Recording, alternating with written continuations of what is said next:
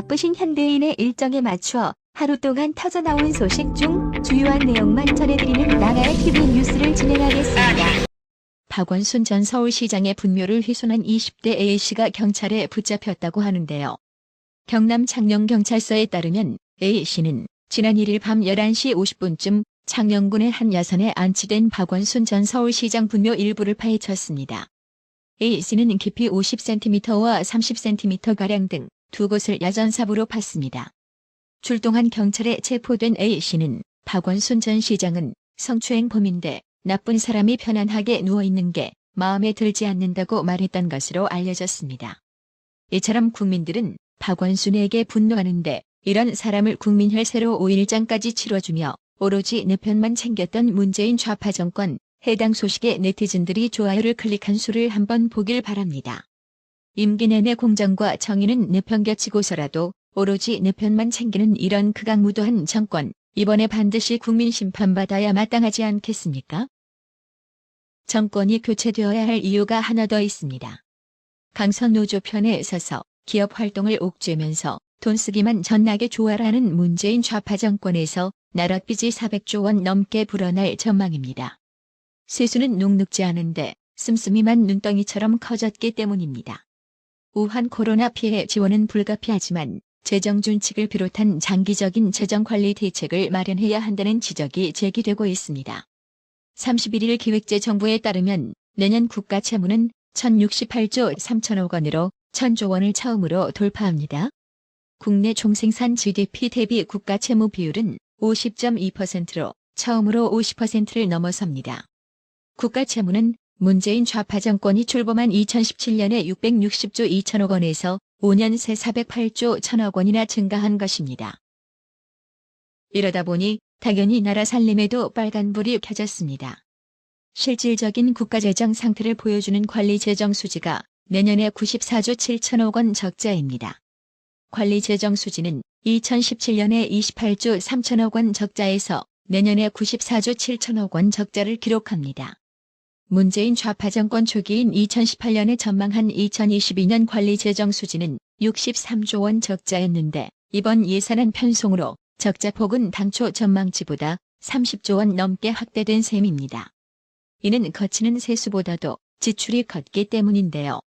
하지만 나랏빚 증가 속도를 제어하기 위한 최소한의 안전장치인 재정준칙은 제대로 된 논의조차 없는 실정입니다.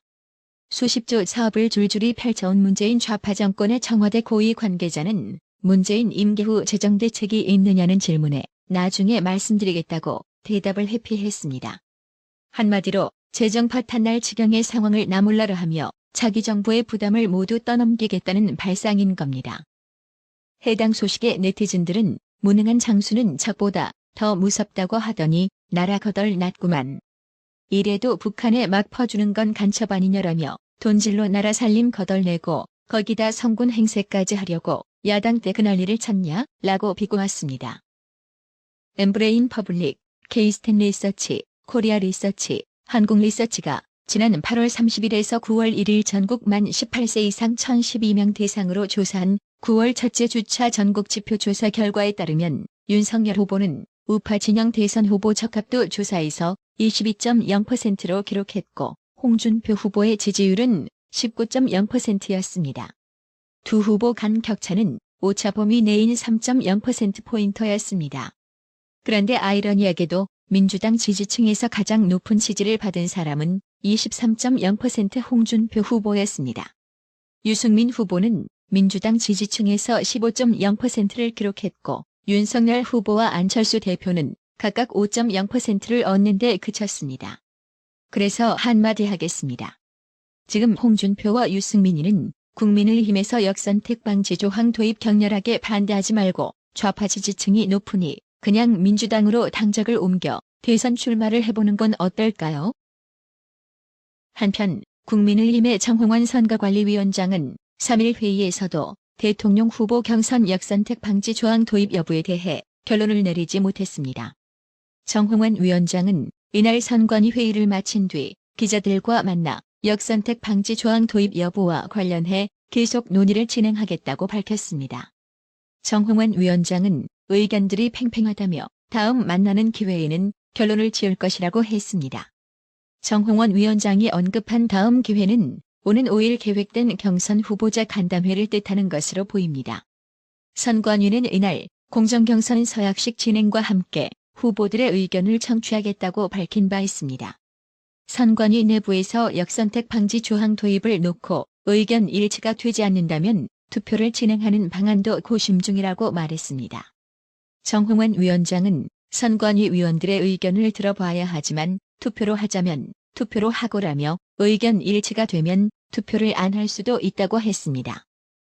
인터넷 언론사 뉴스버스가 2일 윤석열 전 총장이 재직하던 지난해 4월 윤석열 전 총장 측근으로 알려진 손준송 당시 대검수사정보정책관이 당시 미래통합당 현재 국민의힘 소속 국회의원 후보였던 김웅 의원에게 유시민 노무현 재단 이사장과 최강욱, 황희석 당시 열린민주당 비례대표 국회의원 후보 등에 대한 고발장을 건넸다고 보도하자 좌파 고발한 사건에 대해선 민기적거리던 김오수가 마치 기다렸다는 듯 거의 속전속결로 감찰 지시를 했는데요.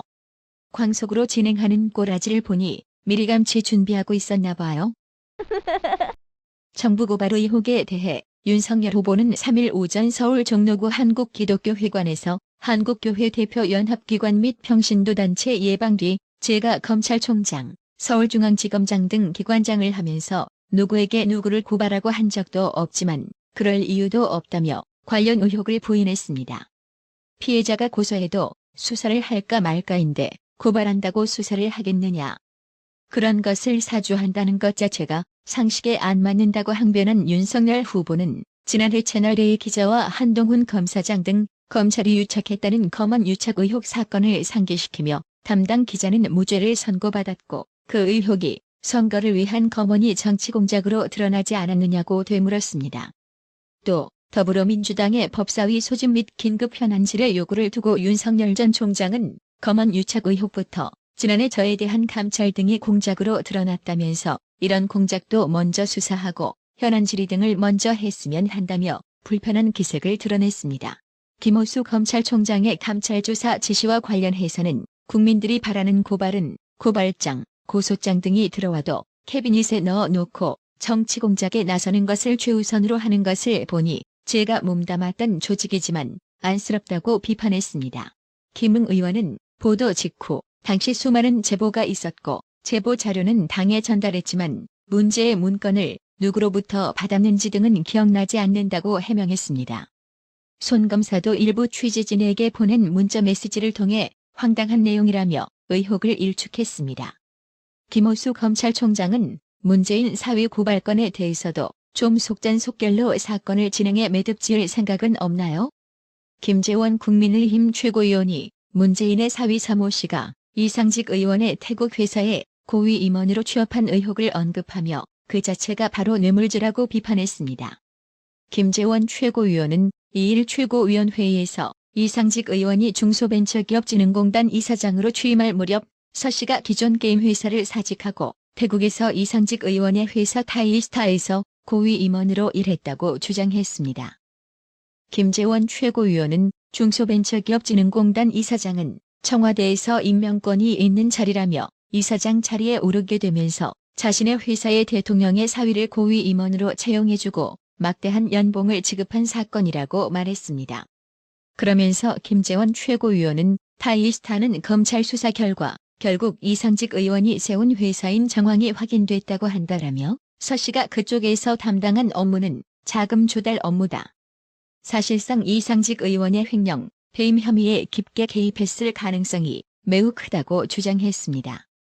아울러 김재원 최고위원은 서 씨가 최근 국내에서 목격됐다는 중앙일보 보도를 언급하며 출국 금지 조치 등 조사를 진행해야 한다고도 지적했습니다. 김재원 최고위원은 서 씨의 행방이 묘연했는데 언론에 따르면 최근 양산에 왔다고 한다라며 김오수 검찰총장은 즉시 서 씨를 출국 금지하고 뇌물죄 수사에 들어가야 한다. 이미 고발이 들어갔는데 검찰의 수사 움직임은 전혀 안 보인다고 지적했습니다.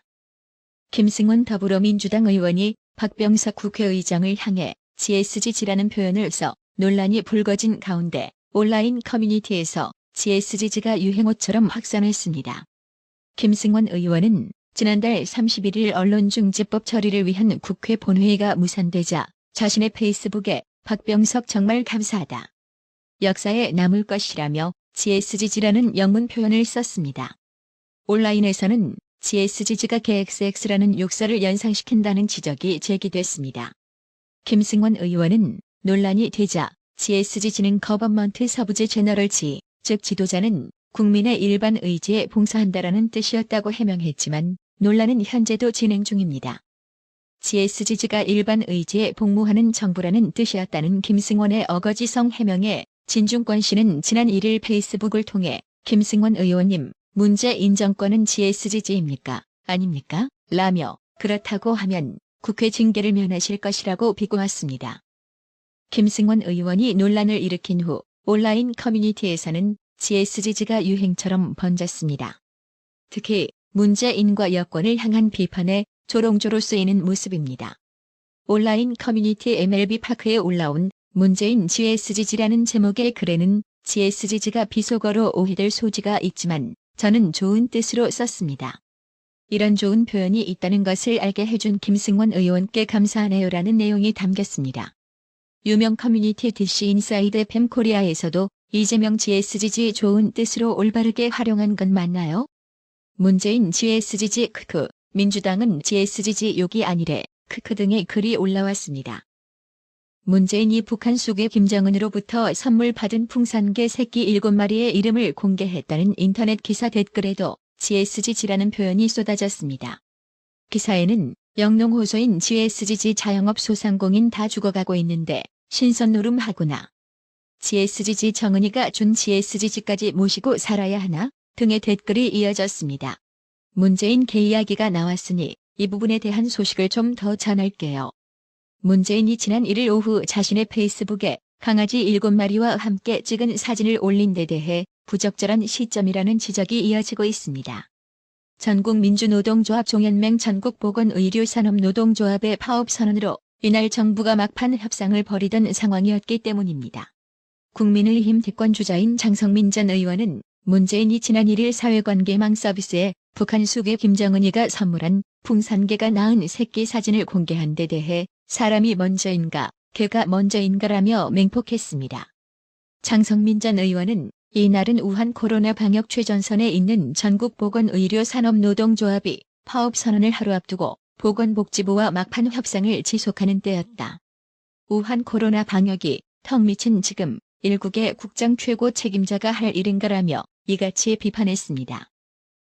장성민 전 의원은 전 국민이 우한 코로나 사투 중 보건의료노조 파업 전날 개사진을 올린 문재인의 정체는 무엇인가라며 국장 최고 책임자인 대통령이 메시지를 국민 앞에 내놓을 땐 민심과 민생을 살피는 게 기본이라고 지적했습니다. 이어 공공의료병원에서 일하는 간호사가 정신적, 신체적으로 지쳐 파업에 이른 상황인데 문재인은 풍산개 새끼들과의 놀이 사진을 올렸다며 제정신일까라고 비난했습니다. 그러면서 문재인은 대한민국의 대표인가, 민노총의 꼭두각시인가, 풍산개 홍보대사인가라며 이 시국이 풍산개 분양 노름을 할 때인가, 청와대에 앉아 개장사를 하겠다는 것인가라고 몰아쳤습니다. 뭐 구구절절 옳은 소리만 하니 청와대 문재인이도 달리 할 말은 없을 겁니다. 이제 국민들도 문재인이 민심 분위기 파악 못하는 건 지난날 청와대 짜파구리 박장대소 논란 때부터 익히 잘 알고 있었으리라 봅니다. 나라의 팬님, 어려운 형편의 나라의 TV 운영 유지를 위해 항상 변함없이 정기적으로 구독료 후원해 주셔서 정말 감사합니다. 나라의 TV는 구독료 후원으로만 운영 유지되고 있으니 구독자님들의 따뜻한 정성이 필요합니다. 항상 뉴스 전달 방식에 노력하는 나라의 TV가 되겠습니다. 구독 그리고 알람 설정, 뉴스 영상 내용이 좋았다면 좋아요를 클릭해 주세요.